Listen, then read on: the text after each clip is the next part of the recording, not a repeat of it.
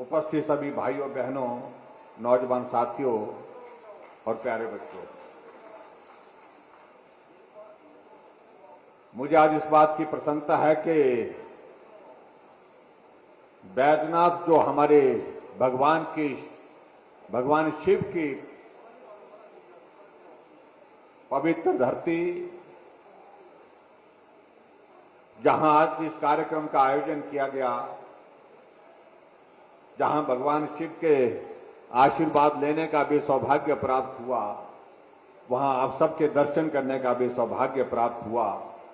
और आज के इस कार्यक्रम को सफल बनाने के लिए जिस प्रकार से आप सब लोग आए, आप सबका भी मैं हार्दिक अभिनंदन करता हूं, स्वागत करता हूं।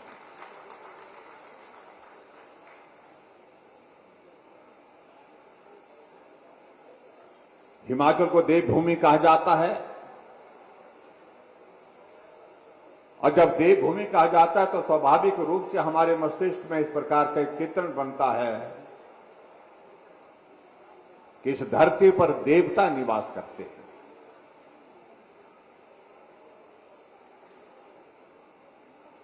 और मैं इस बात से सहमत भी हूं। अगर देवभूमि कहा जाता है तो हिमाचल प्रदेश देवभूमि में रहने वाले जितने भी लोग हैं, वो आज भी अपनी संस्कृति को सम्मान करते हैं, अपनी पहचान के लिए जीते हैं। साधन की कमी, सुविधा की कमी भले ही हो सकती है, लेकिन उसके बावजूद अपने देवताओं के प्रति, अभी देवी देवताओं के प्रति जो श्रद्धा का भाव है, आदर का भाव, उसको सदैव जीवित रखते हैं।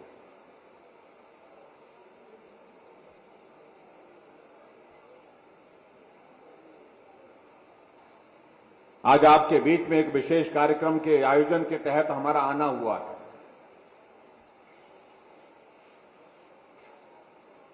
हिमाचल प्रदेश में हमारी सरकार का एक लक्ष्य रहा कि हम गरीब आदमी के करीब कैसे खड़े होकर के उसकी मदद कर सकते हैं, उसके लिए सदैव हमने प्रयत्न किया है, प्रयास किया है। और उसी तरह से मैं इस बात को मैं कह सकता हूं, इस लक्ष्य के साथ आगे बढ़ते हुए गरीब लोगों का हमें स्नेह भी मिला है, सहयोग मिला है, प्यार भी मिला है।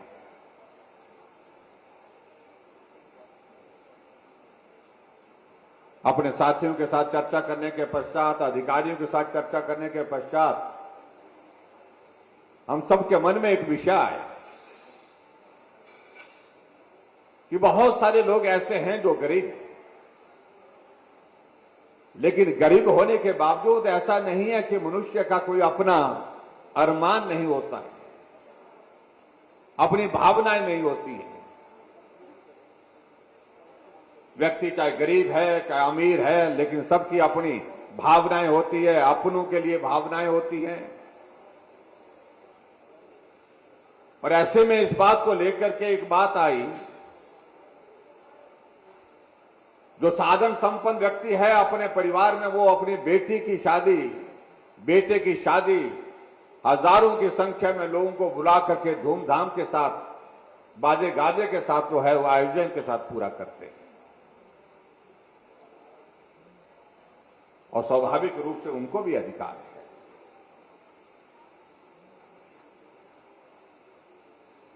लेकिन एक गरीब आदमी इस प्रकार का भाव सोचता है,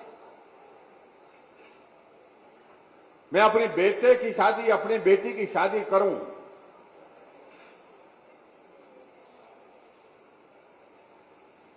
तो उसके लिए पैसे का प्रावधान कैसे हो सकता है, मदद कहां से मिल सकती है। और हमने इस बात को देखा है कि जब इस तरह का आयोजन परिवार में होता है, एक गरीब आदमी भी अपने पास, अगर उसके पास साधन नहीं है, सुविधा नहीं है, पैसे नहीं है, तो अपने साथियों से, सहयोगियों से, रिश्तेदारों से मदद लेकर के अपनी भावनाओं का सम्मान करने की कोशिश करता है, अपने बच्चों के सम्मान करने की कोशिश करता है।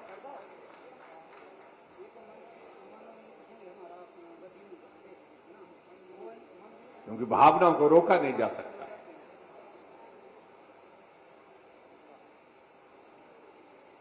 बेटी को विदा करने के लिए जो रस्म करते हैं,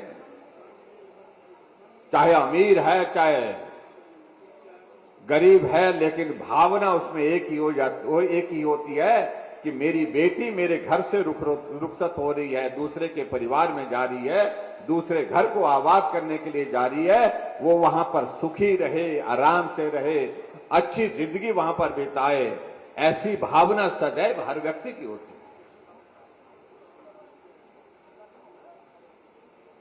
ऐसे में हमने कहा कि हम उन ऐसे लोगों के लिए विचार करके मदद क्या कर सकते हैं और कितनी कर मदद कर सकते हैं।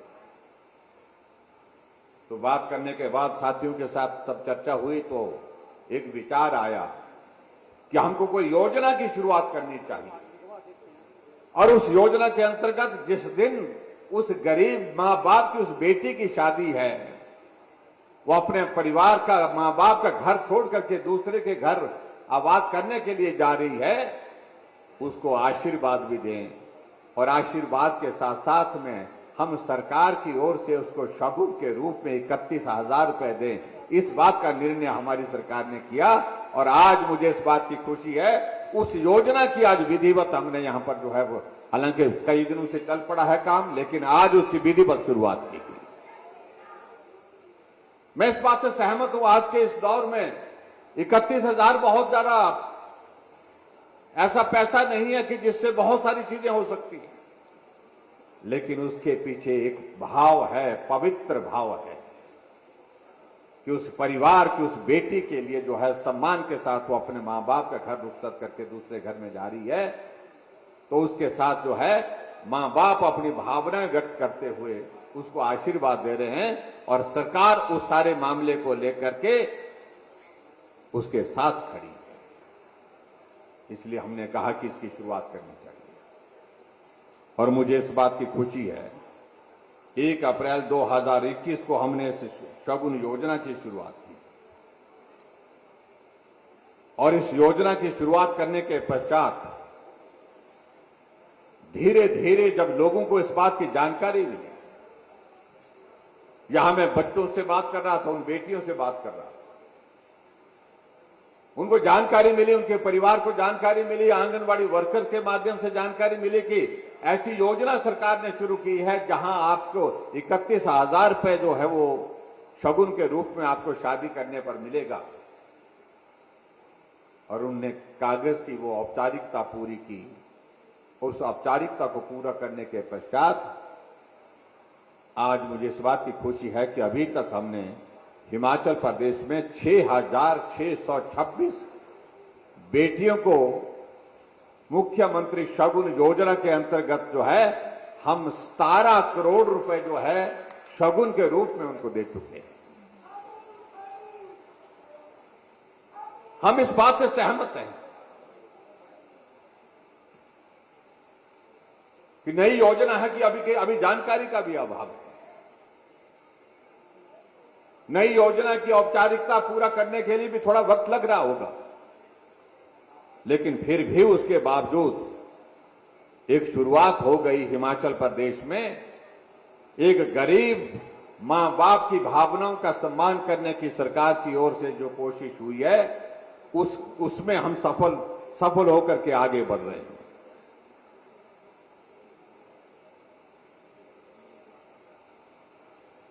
और यहां मैं बात कर रहा था, एक बेटी से बात कर रहा था,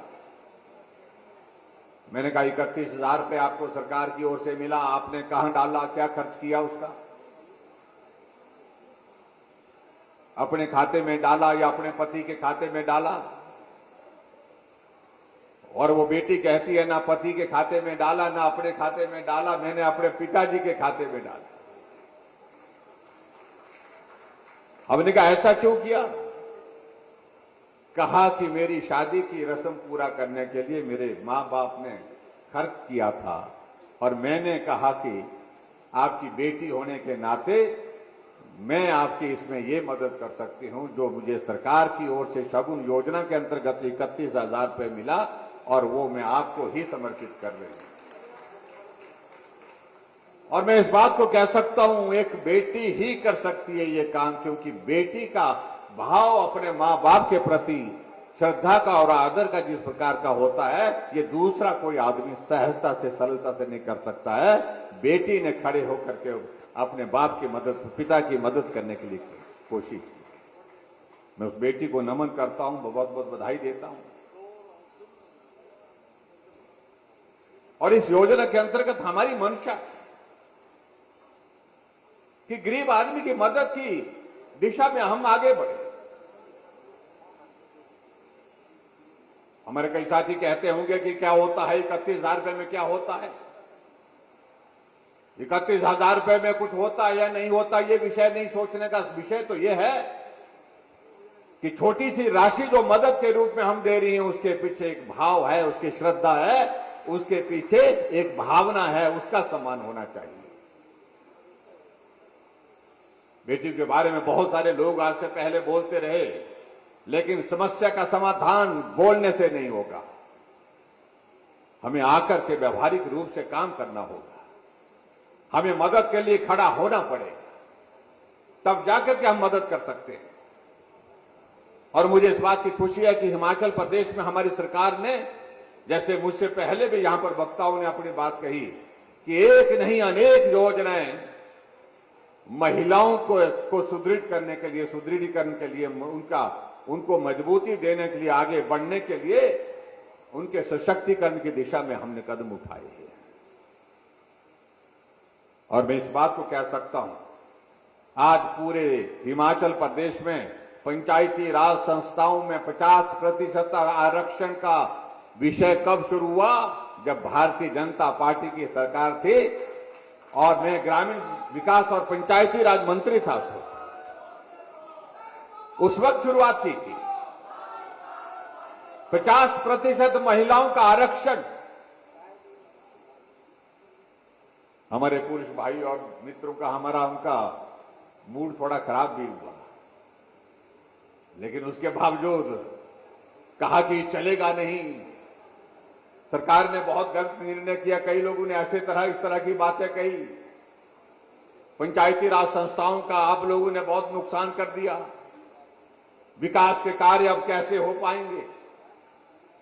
लेकिन हमने कहा, प्रयास किया है, हम देखते हैं आने वाले समय में होता क्या। और मुझे इस बात की खुशी है, जब पंचायत में हमने आरक्षण किया महिलाओं के लिए 50%, तो महिलाएं 50% चुन करके नहीं आई।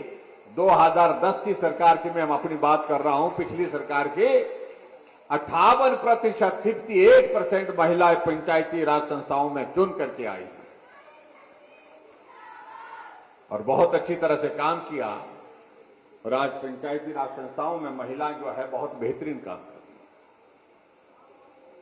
और आगे बढ़कर के हमने एक बात और भी की। अभी हमारी सरकार का 4.5 वर्ष से ज्यादा का कार्यकाल पूरा हुआ। हमने एक नहीं अनेक कदम इस प्रकार से उठाए, जहां हम मातृशक्ति को और ज्यादा सशक्त कर सकते हैं, उस दिशा में हमने काम करने की कोशिश की।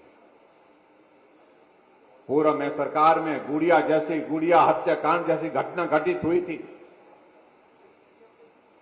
एक बेटे के साथ इस प्रकार का दुर्व्यवहार करने के बाद उसकी हत्या करके उसको जंगल में फेंक दिया गया था।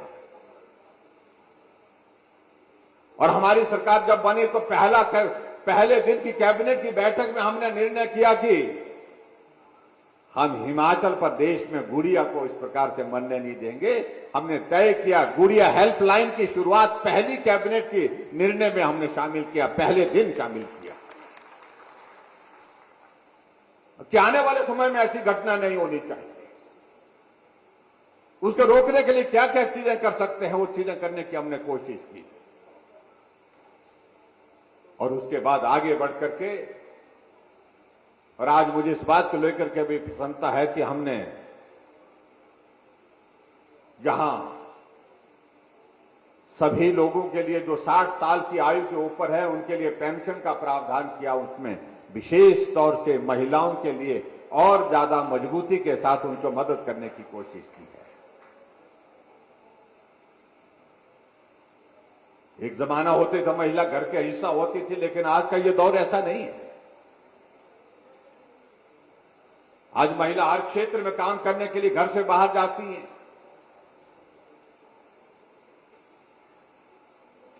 आज मैं यहां आकर के मैं देख रहा था, यहां स्टॉल लगे हैं सेल्फ हेल्प ग्रुप के, और सेल्फ हेल्प ग्रुप ने बहुत बेहतरीन ढंग से अपने प्रोडक्ट बना करके उनकी मार्केटिंग कर रहे हैं। घर में बैठ करके अपने परिवार के लिए आय का जरिया खड़ा कर दिया। ये सबसे बड़ी बात है। जब हमने इस प्रकार से देखा कि हमारी मातृशक्ति आगे बढ़ना चाहती है, उनके लिए एक और मदद का रास्ता, इन सेल्फ हेल्प ग्रुप के लिए क्या रास्ता निकाले, तो हमने तय किया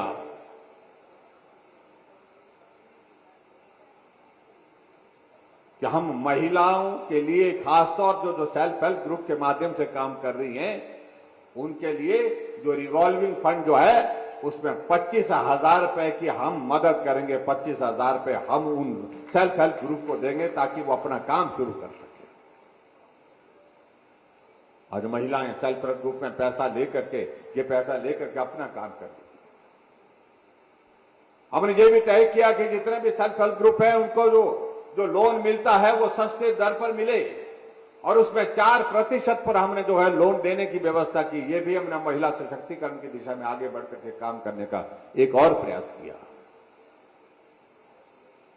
और उसी तरह से आगे बढ़कर के अभी हाल ही में जिसका जिक्र हमारे साथी भी कर रहे थे, हमने कहा महिलाएं हमारी आबादी का 50% हिस्सा है, और जब 50% उनका आबादी का हिस्सा है, उनके लिए और मदद क्या की जा सकती है, तो हमने निर्णय किया कि हमारी एचआरटीसी की जितनी बसें हैं, उन बसों में महिलाएं जब काम के लिए जाती हैं, काम के लिए आती हैं, उनके लिए किराया भी 50% ही लिया जाएगा, 50% लिया जाएगा, आधा कर दिया जाएगा। हमारे विपक्ष के लोगों ने कई तरह की बातें करने की कोशिश, कहा कि आपने महिलाओं को मुफ्तखोर बना दिया। मुझे लगता है कि इस प्रकार के शब्दों का चयन महिलाओं के लिए, महिलाएं अपने सम्मान के लिए कुछ भी कर सकती है, ये उन मित्रों को समझना चाहिए। हमने तो सिर्फ एक रास्ता निकाला, मदद क्या कर सकते हैं उनके लिए, ताकि महिलाएं अपने घर से बाहर जाकर के काम के लिए निकलना चाहती हैं, उनको आर्थिक दृष्टि से तंगी ना हो, परेशानी ना हो। इसलिए हमने कहा कि किराया आधा करेंगे, और आधा किराया करके सभी माता बहनों ने काफी जोर से उसका अभिनंदन किया, स्वागत किया। और उसी तरह से आगे बढ़कर के हम देख रहे हैं, चाहे वो आशा वर्कर है, चाहे आंगनवाड़ी वर्कर है, जब कोविड का इतना बड़ा संकट आया तो इस संकट में उन्होंने बहुत बड़ी मदद की, पूरे समाज की, पूरे देश की, पूरे प्रदेश की। हमने उस दौर को भी देखा जब लॉकडाउन जैसी स्थिति पर पैदा हुई थी, और उसमें भी झोला उठा करके हमारी जो है बेटियां, जो आशा वर्कर और आंगनवाड़ी वर्कर जो है, फीमेल हेल्थ वर्कर, नर्सेज जो है, घर घर जाकर के लोगों के लिए उनके टेस्ट ले रही थी, उनके सैंपल ले रही थी, उनको जानकारी दे रही थी कोविड समय को हमको कैसे बचना है। अगर कोई कोरोना का मरीज घर में है तो उसके हेल्थ पैरामीटर भी उनके माध्यम से हम ले रहे थे, उसको बुखार कितना है,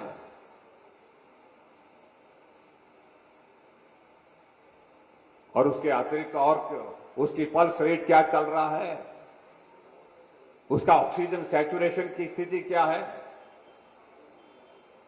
हमारे हेल्थ के चाहे वो डॉक्टर्स हैं, पैरामेडिकल स्टाफ के सारे, चाहे वो नर्सेज हैं, उनका भी बहुत बड़ा योगदान रहा, लेकिन हमारी सबसे ज्यादा उसमें योगदान रहा तो हमारी बेटियों का योगदान रहा, जो इसमें काम कर रही थी।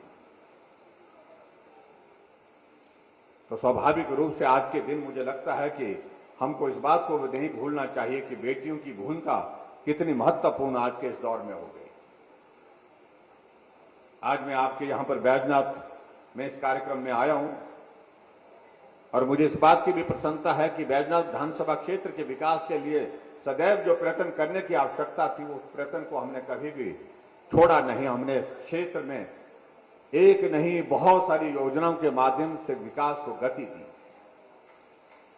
और आज मैं इस बात को भी मैं देख रहा हूं कि हमारे सामने यहां पर एक दीवार पर शिला पट्टिकाएं लगी हैं, जिसमें कुल मिलाकर के 5 उद्घाटन और उसके अतिरिक्त 15 जो है वो शिलान्यास हुए हैं।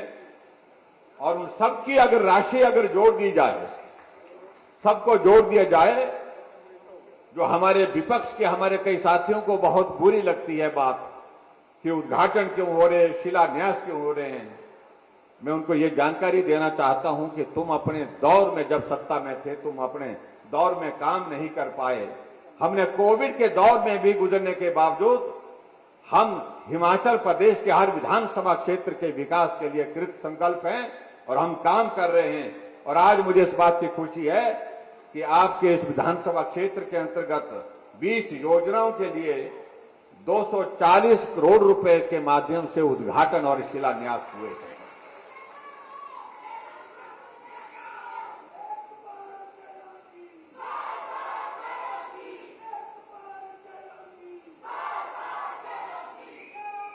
और उद्घाटन और शिलान्यास तब होते हैं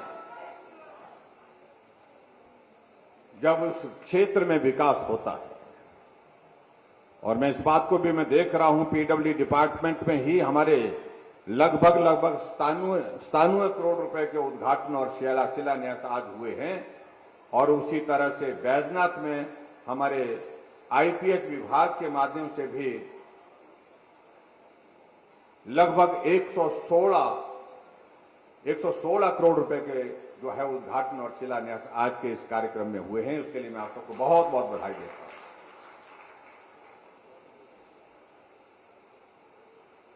मैं इस बात को लेकर के भी देख रहा था, यहां पर हमारे माननीय विधायक मुल्कराज प्रेमी जी जिक्र कर रहे थे, हम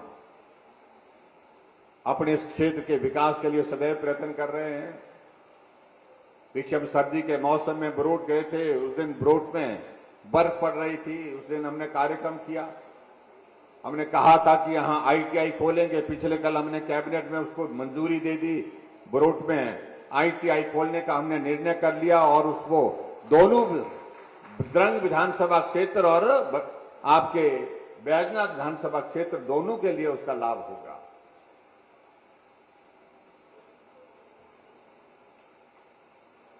और ये भी मैं देख रहा हूं कि आपके यहां पर करीब 10 करोड़ की लागत से छोटा मंगाल में मुल्तान में एक कंबाइंड ऑफिस बन रहा है, उसका कार्य जारी है, उस भवन का निर्माण का कार्य जारी है। सकड़ी में लगभग 9.5 करोड़ की लागत से आईटीआई के भवन का कार्य जो है वो निर्माणाधीन है, यानी कि वो काम चला हुआ है। आयुर्वेद कॉलेज हमारा जहां पर भवन की आवश्यकता थी, उसके लिए centre of excellence for geriatric care के लिए, उसके लिए भी 8 करोड़ 38 लाख की लागत से उसका काम वहां पर चला हुआ है। खेती के भी सबस्टेशन के लिए वहां पर यहां पर बिजली की सप्लाई सुचारू रूप से हो 6 करोड़ 60 लाख की लागत से वो कार्य भी चला हुआ है। आपकी वाटर सप्लाई की स्कीम, धान पानी सप्लाई स्कीम का निर्माण कार्य जो है लगभग 6 करोड़ 90 लाख की लागत से वो भी चला हुआ है। और इसी तरह से एक हमारी रक्कड़ में झरना पानी की स्कीम का उसका कार्य भी 11 करोड़ की लागत से जारी है।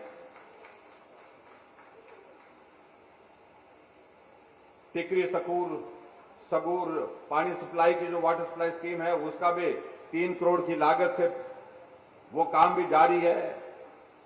3 करोड़ रुपए की लागत से नोहरा चकोल पानी की वाटर सप्लाई स्कीम उसका कार्य भी जारी है। 6.5 करोड़ की लागत से गणेश बाजार में बनने वाले रेलवे फ्लाईओवर ब्रिज वो काम भी जारी है। और उसके अतिरिक्त होली उतराला जो है वो 13.5 करोड़ की लागत से जो सड़क, जिसके बारे में हमेशा जब भी बैजनाथ आते थे होली उतराला उतराला होली, ये हमेशा एक आवाज हर जगह से सुनने को मिलती थी, उसका भी कार्य जारी है। और आने वाले समय में उसका जो दूसरा पोर्शन जो बनना है उसके लिए भी प्रक्रिया शुरू हो गई है, उसको भी हम पूरा कर रहे हैं। इसलिए अगर हम जिक्र करें तो बहुत सारी योजनाएं आपके इस विधानसभा क्षेत्र के अंतर्गत जो है वो विकास की दृष्टि से हम देख रहे हैं। और जल जीवन मिशन के अंतर्गत लगभग 100 करोड़ रुपए बैजनाथ के अंतर्गत खर्च कर रहे हैं। मूलथाड़ में जो है वो डिग्री कॉलेज का भवन के लिए निर्माण के लिए जो कार्य शुरू हो रहा है उसके लिए 5 करोड़ रुपए की व्यवस्था हमने की है। बीड बिलिंग में हमने टूरिज्म का जो हमारा प्रोजेक्ट है, बहुत जल्दी हमारी कोशिश है उसका भी हम वो बन करके तैयार होगा, उसका भी हम उद्घाटन करेंगे। उसके लिए भी हमने पैसा एडीबी के अंतर्गत और नई राहें नई मंजिल के अंतर्गत दिया हुआ है। लेकिन उसके बावजूद मैं इस बात से भी सहमत हूं, विकास एक ऐसी चीज है वो संपूर्ण नहीं होता है, फिर भी उसके बावजूद हमेशा मांग रहती है। मुझे इस बात की प्रसन्नता है कि आज हमने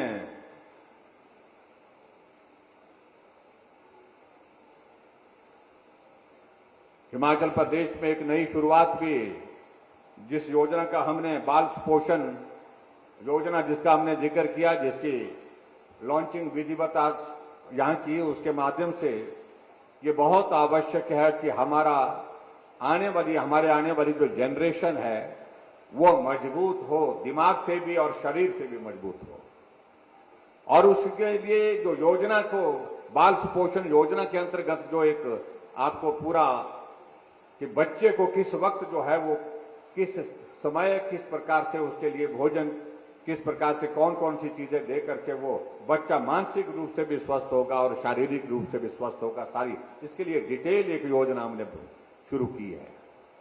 हालांकि हिमाचल प्रदेश उस पैरामीटर में पूरे देश भर में उन राज्यों में है जहां हम बहुत बेहतर काम कर रहे हैं, अच्छा काम कर रहे हैं, लेकिन फिर भी उसके बावजूद दूर दराज के इलाकों में कई जगह ऐसी भी परिस्थिति है जहां अभी तक और बेहतर काम करने की हमको जरूरत है। उस काम को भी हम पूरा करेंगे और मुझे पूरा भरोसा है उसको हम करेंगे। भाई और बहनों, मैं आप सबका बहुत आभारी हूं। हिमाचल प्रदेश में आप सबका सरकार बनने के पश्चात हर कदम पर आपका सहयोग मिला है, समर्थन मिला है। हमने बहुत सारी योजनाओं के माध्यम से हिमाचल प्रदेश में काम करने की कोशिश की है, लोगों की सेवा करने की कोशिश की है। आदरणीय प्रधानमंत्री नरेंद्र मोदी जी का आशीर्वाद हिमाचल प्रदेश के लिए सदैव, हिमाचल को अपना घर मानते हैं। आज तक के हिमाचल के इतिहास में कोई प्रधानमंत्री 4.5 वर्ष के कार्यकाल में 7 बार हिमाचल नहीं आया। पहले प्रधानमंत्री नरेंद्र मोदी जी 7 बार। पहली साल पूरा होने पर धर्मशाला में आए, शुभकामनाएं दी, आशीर्वाद दिया हमको, और दूसरी साल पूरा होने से पहले ग्लोबल इन्वेस्टर्स मीट के लिए धर्मशाला पहुंचे, हमें आशीर्वाद दिया, शुभकामनाएं दी कि आप अच्छी योजनाओं के साथ आगे बढ़े। उसके बाद आदरणीय प्रधानमंत्री जी का हिमाचल प्रदेश में आने के कार्यक्रम फिर से बना जब टनल का उद्घाटन किया, रोहतांग टनल का, अटल टनल रोहतांग का 3 अक्टूबर 2020 को। और उसके बाद अटल जी फिर से हिमाचल प्रदेश आए। जब 4 साल का हमारी सरकार का कार्यकाल पूरा हुआ तो मंडी के पड्डल के मैदान में आकर के उन्हें ऐतिहासिक रैली को संबोधित किया। 11,500 करोड़ रुपए के उद्घाटन और शिलान्यास किए और 28,000 करोड़ रुपए की ग्राउंड ब्रेकिंग जो प्राइवेट सेक्टर की इन्वेस्टमेंट हिमाचल प्रदेश में आई, उसके लिए वहां पर शुरुआत की।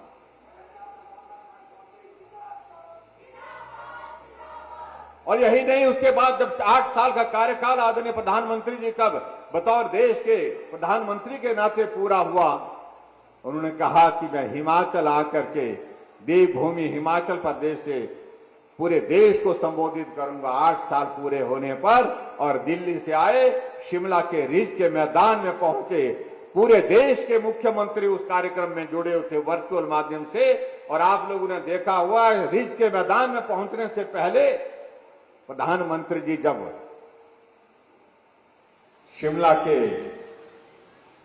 माल रोड पर पहुंचे तो उन्होंने गाड़ी छोड़ करके कहा, ये माल रोड मैंने वर्षों तक पैदल चली है, मैं लोगों को मिलता था, लोग हमें मिलते थे, लोगों के साथ बातें करते थे।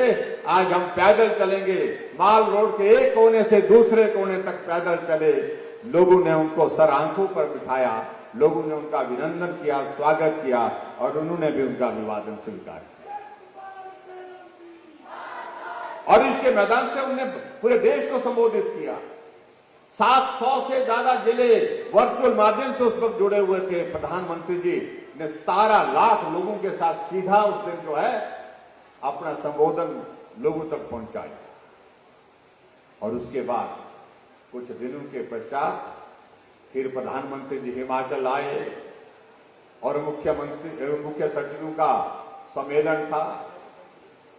चीफ सेक्रेटरी कॉन्क्लेव में धर्मशाला आए और धर्मशाला आए ही नहीं, एक दिन रुके, 2 दिन रुके और पहली बार मुझे लगता है कि अगर मैं गलत नहीं हूं तो हिमाचल के इतिहास में कोई प्रधानमंत्री धर्मशाला में आकर के रात को रुके होंगे, ठहराव किया होगा सर्किट हाउस में। अगर वो है तो नरेंद्र मोदी जी हैं। और वहां पूरे देश के लिए उन्हें एक नक्शा बना करके तैयार किया कि हमको आने वाले समय में किस प्रकार से प्रशासनिक व्यवस्था को चुस्त दुरुस्त करके जो है लोगों की सेवा करनी। हमारे मित्र कई बहुत परेशान होते हैं, मोदी जी आ गए, फिर आ रहे हैं, परेशान हो जाते हैं। हमने कहा आ रहे हैं, क्योंकि उनके जमाने में तो प्रधानमंत्री आते नहीं थे, एक बार आए थे और कुछ थोड़ी देर के लिए रुके थे, उसके बाद चले गए। और मैं आपके बीच में ये भी कहना चाहता हूं कि बहुत जल्दी आदरणीय प्रधानमंत्री हिमाचल प्रदेश में फिर से आने वाले हैं और फिर आकर के हिमाचल के लोगों को संबोधित करने वाले हैं, हिमाचल के लोगों को मिलने वाले हैं। हमने हिमाचल में लोगों के लिए मदद करने की कोशिश की, उनके सेवा के भाव के साथ उनके लिए खड़े होकर के मदद करने का हमने सदैव प्रयत्न किया है। ये पूरा हिमाचल एक है, ना ऊपर की बात है ना नीचे की बात है। हम सारे हिमाचली एक होकर के काम करेंगे, हिमाचल की मजबूती के लिए काम करेंगे। इस भाव के साथ हमने सदैव काम करने की कोशिश की।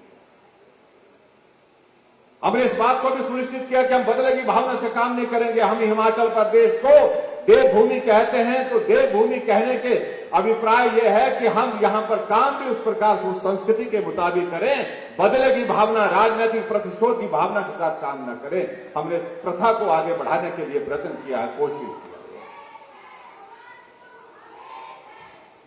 भले ही हमारे साथी विपक्ष के लोग कुछ भी कहते हो, ये हो गया वो हो गया, काम हमेशा संपूर्ण हो जाएगा, काम सब खत्म हो जाएंगे, ये कभी हो ही नहीं सकता। सत्ता में हम रहें चाहे तुम रहें, कोई भी रहे, लेकिन उसके बावजूद जिंदगी खत्म हो जाती है, लेकिन काम खत्म नहीं होते हैं। लेकिन हमारा भाव काम करके सेवा का किस प्रकार का है, इसको लोग याद रखते हैं। ये मैं कहना चाह रहा हूं, इसको सदैव याद रखते हैं। इसलिए हमने हिमाचल प्रदेश में बुजुर्गों के लिए पेंशन की शुरुआत की। जो बुजुर्गों के लिए 80 साल के बाद पेंशन का प्रावधान किया जाता था, हमने 60 साल से ऊपर के बुजुर्गों के लिए पेंशन का प्रावधान किया। वो 4 लाख लोगों को पेंशन देते थे, हम 7 लाख लोगों को पेंशन दे रहे हैं। वो 400 करोड़ रुपए खर्च करते थे, हम 1300 करोड़ रुपए खर्च कर रहे हैं। फिर भी उसके बावजूद कहते हैं कि जयराम से पूछो कि क्या किया। हमने हर घर में गैस का चूल्हा पहुंचाया। कांग्रेस के मित्रों को पूछो कि कहीं एक घर में भी आपने चूल्हे की तो बात, गैस के चूल्हे की तो बात छोड़िए, आपने स्टोव भी दिया? कहीं नहीं दिया। हमने 3,32,000 गैस के चूल्हे घर घर में पहुंचाए, हर घर में पहुंचाए। और हिमाचल पूरे देश में पहला राज्य है जहां हर घर में गैस का चूल्हा है। गरीब होने के बावजूद भी घर में गैस है। और हमने हिमाचल प्रदेश में गरीब आदमी का इलाज, सरकार उसका खर्च उठाए, उसके लिए हिमकेयर की शुरुआत की।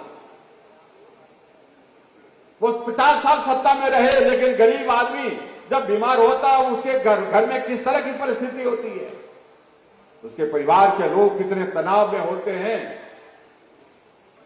घर में परिवार का सदस्य पीड़ा से चिल्ला रहा होता है, कहरा रहा होता है, लेकिन घर में उसकी पीड़ा को समझते हैं, लेकिन उसका इलाज करने की परिस्थिति में नहीं है, क्योंकि पैसे नहीं।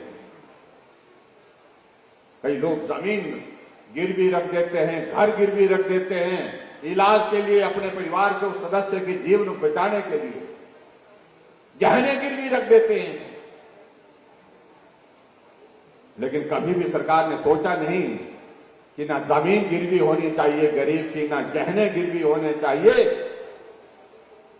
ना घर गिरवी होना चाहिए। यहां सरकार को मदद के लिए खड़ा होना चाहिए, हमको कोई योजना शुरू करनी चाहिए। ये भाव कभी भी किसी सरकार के दिमाग में आया नहीं, लेकिन हमने शुरुआत की, हमने हिमकेयर की शुरुआत की। 5 लाख रुपए तक उस गरीब आदमी का इलाज मुफ्त करने का जिम्मा हमारी सरकार ने लिया। ये भी हिमाचल प्रदेश में हमने उस दिशा में एक प्रयत्न किया जिसमें हम आज गरीब लोगों को मदद कर रहे हैं। कोई आदमी अगर बिस्तर पर पड़ा है, ऐसी बीमारी लग गई, उसका इलाज करना कठिन है, लंबा सारा जीवन भर उसका इलाज होगा, उसके लिए सहारा योजना का इंतजाम किया। उस आदमी को जीवन भर जब तक वो जिंदा है, हम सरकार की ओर से 3,000 रुपए उसके खाते में मदद के रूप में डाल रहे हैं। सरकार तो पहले भी थी और कहते हैं कि बहुत अनुभवी लोग थे, और क्या कहा जाता है कि बहुत बड़े लोग थे। मुझे मालूम नहीं बड़े लोगों का अभिप्राय क्या होता है, लेकिन मैं इतना मैं जो कहना चाहता हूं, लेकिन कुछ गरीब आदमी की क्या पीड़ा को समझा दो। आदमी किसी बीमारी का शिकार हो गया और उस बीमारी का इलाज सारी जिंदगी भर उसको करना होगा, बिस्तर पर पड़ा है, चल नहीं सकता है, अपना काम नहीं कर सकता है। कभी अपनी भावनाएं उसने व्यक्त की उस सरकार ने, कैसे आदमी के लिए मदद होनी चाहिए। आज मेरी सरकार 20,000 ऐसे लोग जो बिस्तर पर पड़े हैं, चल नहीं सकते, अपना काम नहीं कर सकते हैं, हम उनके लिए मदद के रूप में 3,000 रुपए हर महीने उनके खाते में डाल करके मदद करें। ये भाव कभी नहीं आया। सत्ता में आने के बाद सत्ता का असर दिमाग पर इस कदर चढ़ जाता था, ना गरीब दिखता था, ना बीमार दिखता था। ये परिस्थिति थी सरकार। ये अंतर है जिसको समझने और समझाने क्या। और आज हम जिस कार्यक्रम को यहां पर कर रहे हैं शगुन योजना के माध्यम से, उसमें भी भाव आप देखिए, एक गरीब बेटी के भाव को सम्मान देने की हमने कोशिश की, उसके मां बाप के भावनाओं का सम्मान करने की हमने कोशिश की है। हम आपके लिए खड़े हैं, हम आपकी मदद करेंगे, ज्यादा नहीं थोड़ी है लेकिन फिर भी करेंगे। इसलिए भाई और बहनों, बहुत सारी चीजें ऐसी हैं जिन बातों को लेकर के हम बहुत लंबी बात कह सकते हैं। मैं समझता हूं कि समय की बहुत लंबा समय होने के कारण जो है अब ज्यादा बोलना उचित नहीं है। मैं आप सबके बीच में इतना जरूर कहना चाह रहा हूं, हिमाचल प्रदेश में भारतीय जनता पार्टी की सरकार है और केंद्र में भी भारतीय जनता पार्टी यानी कि एनडीए की सरकार है। और स्वाभाविक रूप से हिमाचल अगर तरक्की के राह पर आगे बढ़ना चाहता है, जरूरत है कि दिल्ली और हिमाचल एक हो करके मिल करके चले। जो सरकार दिल्ली है वो सरकार हिमाचल में भी हो, इसकी बहुत बड़ी आवश्यकता है। और ऐसे में आप सबका आशीर्वाद चाहिए। आने वाले समय में नवंबर दिसंबर के महीने में जब भी चुनाव होगा, मुझे पूरा भरोसा है भगवान भोले की इस धरती बैजनाथ में भी आप सबका आशीर्वाद हमको मिलेगा।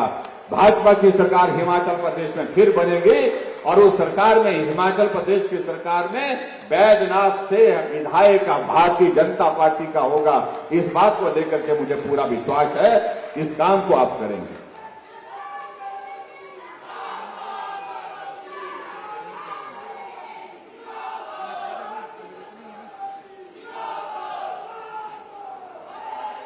यहां हमारे मुल्क राज प्रेमी जी ने कुछ बातों का जिक्र किया है। हमने कहा कि आज आपके इस विधानसभा क्षेत्र में लगभग 250 करोड़ रुपए के उद्घाटन और शिलान्यास हुए, उसके बावजूद भी आप कह रहे हैं कुछ और चाहिए। उन्होंने कहा कि उसके लिए धन्यवाद, लेकिन कुछ थोड़ा और मदद हो जाए तो और अच्छा होगा। और यहां हमने कहा कि कुछ एक स्कूल है यहां पर, राजकीय उच्च विद्यालय धानक, गवर्नमेंट मिडिल स्कूल पंजाला, राजकीय प्राथमिक पाठशाला लोट और राजकीय उच्च विद्यालय जंगपुर को जो इनको अपग्रेड करने की बात कही है, तो मैंने जितने भी ये स्कूल बताए गए हैं, मैं आपके बीच में ये कहना चाहता हूं, इन सभी स्कूलों को ये 9 पर पूरे आने चाहिए। कई जगह बच्चों की संख्या बहुत कम हो जाती है, कई जगह डिस्टेंस बहुत कम होता है, 9 पूरे करते हैं तो इन सभी स्कूलों को हम अपग्रेड करेंगे। जो जिस प्रकार से कहा गया, इनको अपग्रेड करके जो है जो दर्जा इनको हासिल होना चाहिए, उस दर्जे को हासिल करने के लिए काम करेंगे। और उसी तरह से एक बात कही गई कि चढ़ियार में सीनियर सेकेंडरी स्कूल है और वहां पर हमारी साइंस लैब नहीं है, अभी तक साइंस लैब का भवन नहीं है। और मैं आपके बीच में यही कहना चाहता हूं कि सीनियर सेकेंडरी स्कूल चढ़ियार के लिए साइंस लैब भी मैं स्वीकृत करता हूं। उसका एस्टिमेशन जितना भी बनेगा, जितना भी पैसा उसमें लगेगा, वो पैसा हम देंगे, उसको पूरा करेंगे। ये भी मैं आपके बीच में कहना चाहता हूं। इसके अतिरिक्त एक और बात उन्होंने कही कि जो हमारा कंदराल महेशगढ़ सड़क का नाम जो है वो एक हमारे शहीद हैं राकेश कुमार, उनके नाम पर रखना चाहिए। और मैं इस बात को भी स्वीकार करता हूं, एक नौजवान ने अपने जीवन की कुर्बानी देश के लिए दी है और देश के लिए कुर्बान की है जिंदगी, तो स्वाभाविक रूप से उनका योगदान बहुत बड़ा योगदान है और उस योगदान को हमको सदैव स्मरण करना चाहिए। तो इस सड़क का नाम शहीद राकेश कुमार जी के नाम पर हम रखने की यहां पर घोषणा करते हैं।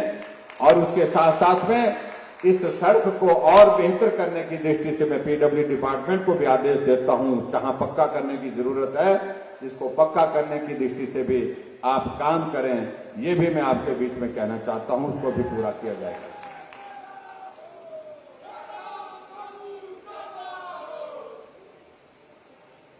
और एक और यहां पर बात कही गई है, खीर गंगा घाट से शिव मंदिर बैजनाथ हेतु लिफ्ट का निर्माण किया जाए, सीतारमणी तक पैदल पुल चलने के लिए जो है वो उसके पुल का निर्माण किया जाए। इन दोनों चीजों के लिए मैं यही कहना चाह रहा हूं, इन दोनों चीजों का एस्टिमेशन पीडब्ल्यू डिपार्टमेंट बना करके तैयार करे और इसको भी हम पूरा करेंगे।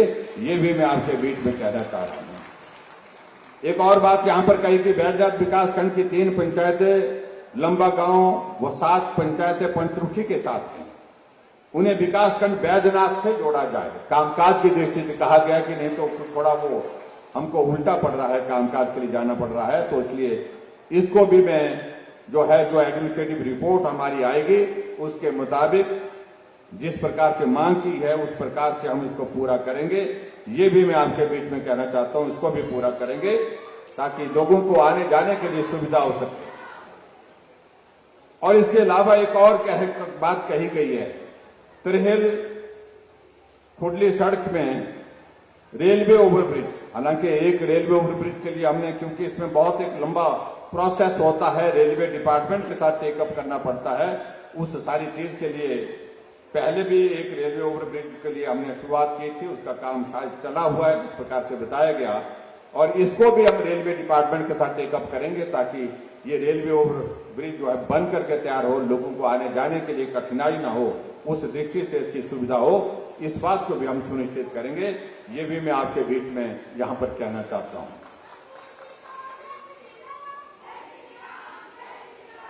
एक और चीज यहां पर बात कही गई है, जो हमारे कर्मचारी भाई हैं, उनके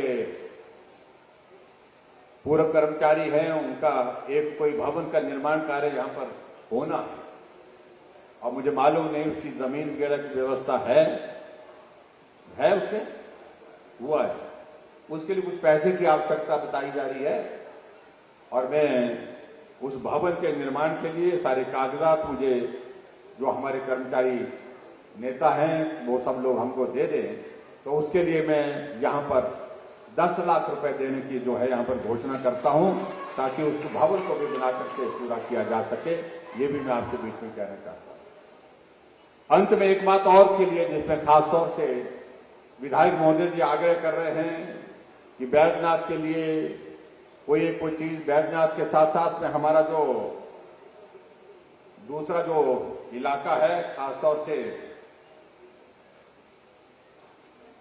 जहां थोड़ा कठिनाई है, जहां मुश्किलें हैं, चढ़ियार में बोला ना, उस इलाके के लिए कुछ होना चाहिए।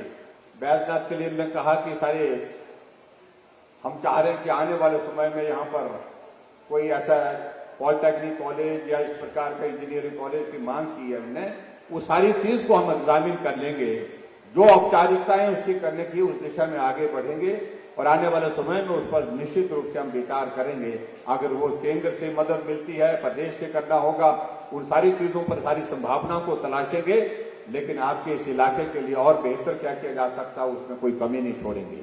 चढ़ियार में खासतौर से कहा है कि भाई या तो आईटीआई खोली जाए या डिग्री कॉलेज खोला जाए, और मैं समझता हूं कि आईटीआई तो आपके विधानसभा क्षेत्र में 2-3 हो गई है मेरे ख्याल में ना। एक तो आपके ऊपर बरोट वाले इलाके में अभी कल नहीं खोली हमने, दूसरी आपकी आईटीआई यहां है।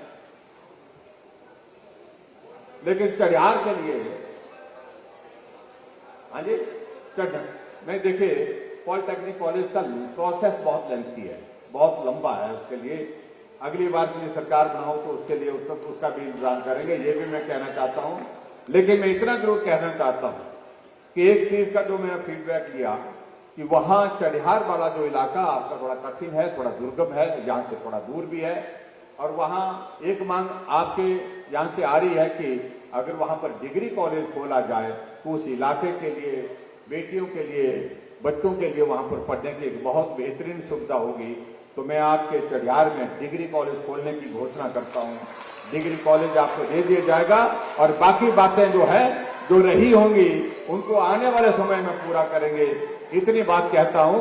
और आप सबका आशीर्वाद, आप सबका सहयोग निश्चित रूप से जैसे पहले मिला है, 10,000 से ज्यादा वोटों से आपने मुल्कराज प्रेमी जी को जिताया है, 13,000 वोटों से, और अब की बार ये 15,000 से पार होना चाहिए आंकड़ा जीतने का। इस काम को आप करिए और उसके बाद बैजनाथ में आप सबके दर्शन करने के लिए और भोले बाबा के आशीर्वाद देने के लिए हम आएंगे, और जो चाहिए होगा वो हम आपके इस क्षेत्र में करेंगे। इतना कहते हुए आप सबका बहुत बहुत धन्यवाद। नमस्कार, जय हिंद, जय हिमाचल।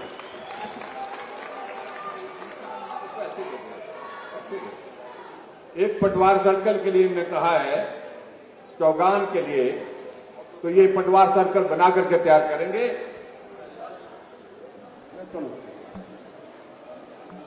सैनिक रेस्पॉन्स के लिए कुछ औपचारिकताओं का दौर चल रहा है, उसको भी पूरा करेंगे, उसको बना करके देंगे। ये भी